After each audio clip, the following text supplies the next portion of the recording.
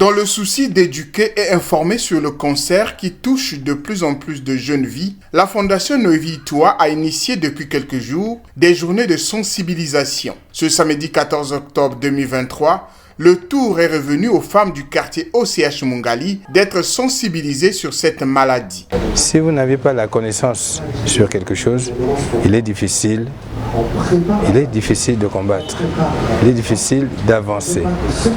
Et ce que nous venons de faire avec Madame la professeure Sondé Malanda, vous l'aviez vu vous-même, comment les gens étaient captivés.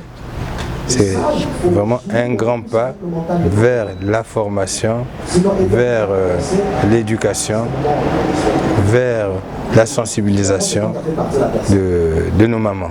À travers un plan stratégique, des centres seront créés afin de permettre à toutes les couches de se faire dépister et soigner, souligne le professeur Judith Sondé Malanda, cancérologue, directrice du programme national de lutte contre le cancer PNLC, qui invite les femmes à ne pas banaliser toute anomalie constatée au niveau du sein, tout en rassurant qu'on peut guérir du cancer. Je dis oui, on peut guérir du cancer.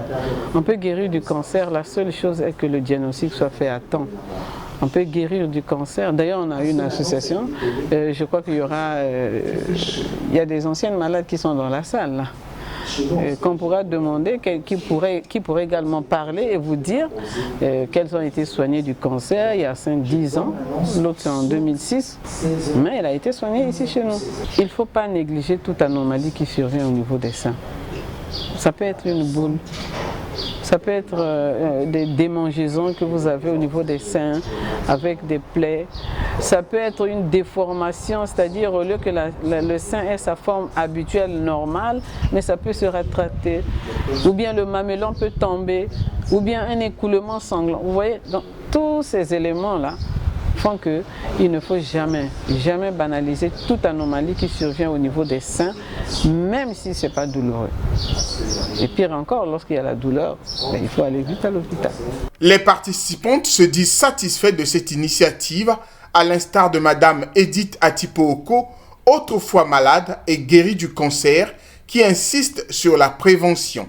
Ce que je retiens, c'est que si on peut, les gens peuvent être informés à temps. C'est-à-dire la prévention, ça éviterait beaucoup de choses. Moi, j'ai été malade du cancer et ma mère aussi. C'est-à-dire qu'avant moi, il y a eu ma mère qui était morte du cancer. Si j'avais eu ces informations avant, peut-être que j'aurais réagi autrement et peut-être que je n'aurais pas été malade. Donc ce que je retiens, c'est que la prévention, je crois que c'est la plus grande arme contre ce fléau. Ces journées de sensibilisation initiées par la Fondation Noévi Itouha s'inscrivent dans le cadre d'Octobre Rose.